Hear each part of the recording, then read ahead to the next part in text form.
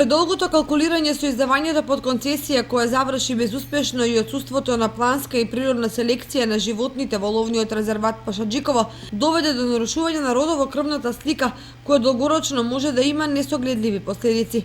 Токму затоа на новата ловна сезона во резерватот се подготвуваат за организирање комерцијален лов на елени, дива свиња и муфлони.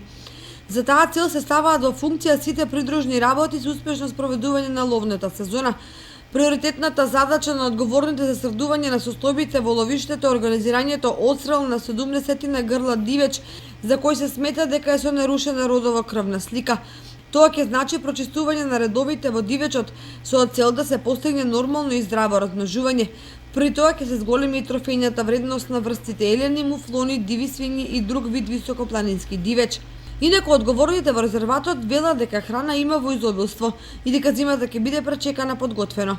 Хранилиштата да се полни со квалитетно сено, јачмен има во оптимални количини, а се очекува да бидат набавени и соодветни количини пченка.